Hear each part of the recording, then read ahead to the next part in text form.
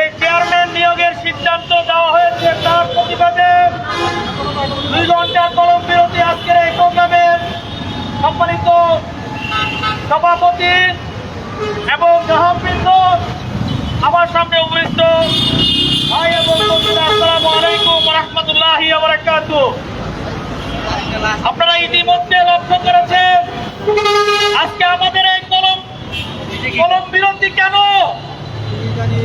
1982 সালে যখন এদেশের মানুষ, ধর্মপ্রিয় ইসলামপ্রিয় জনগণ যখন উপলব্ধি করেছে এদেশের সুদ বহির্ভূত মুনাফা ভিত্তিক অর্থনীতিকে টিকিয়ে রাখার জন্য, নিজেদের জীবনে তা পরিচালনা করার জন্য সুদ মুক্ত অর্থনীতি ব্যবস্থা চালু করার জন্য এই ইসলামী ব্যাংকের জন্ম হয়েছে।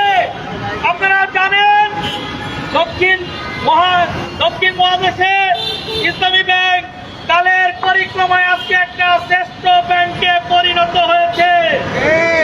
বাংলাদেশে যত রেমিটেন্স আছে এর 60% ইসলামী ব্যাংকের মাধ্যমেই মূলত বাংলাদেশের অর্থনীতিকে গতিশীল করে এসেছে।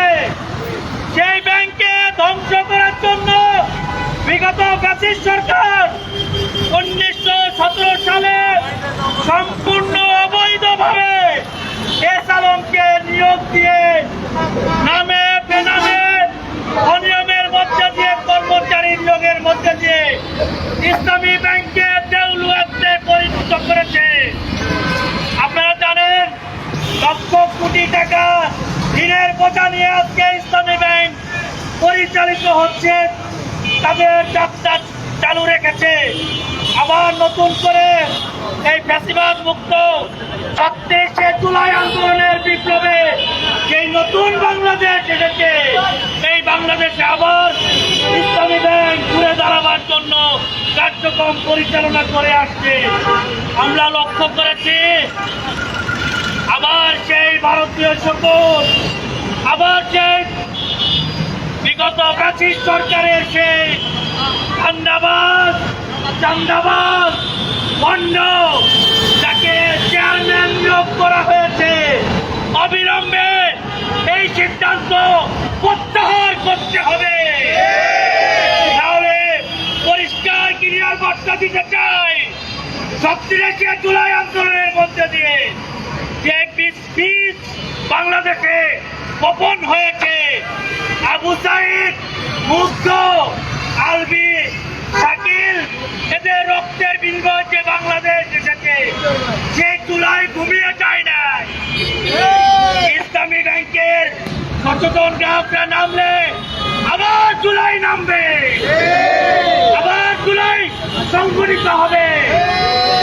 আমরা ক্লিয়ার বলতে চাই অনতি বিলম্বে ইসলামী ব্যাংকে যে অবৈধ চেয়ারম্যান নিয়োগ প্রক্রিয়া বাতিল করতে হবে, নতুবা আমরা রাজপথে আরো নতুন কর্মসূচি ঘোষণা দিয়ে তাকে বাংলাদেশ থেকে যেভাবে ফ্যাসিস্ট সরকার বিতাড়িত হয়েছে সেভাবে বিতাড়িত করতে বাধ্য হব।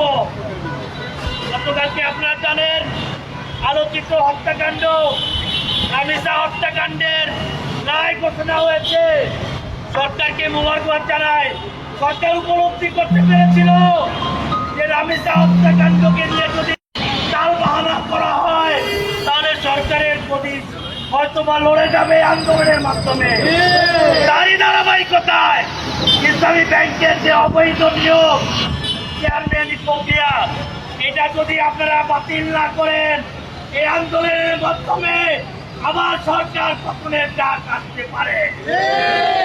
তাই সময় থাকতে বলতে চাই সরকার প্রধানকে অনতি বিলম্বে এই ইসলামী ব্যাংকের উপরে যে কালো থাবা বসেছে, আপনারা দেশের স্বার্থে, জাতির স্বার্থে এই কালো থাবা মুক্ত করেন ইসলামী ব্যাংক থেকে।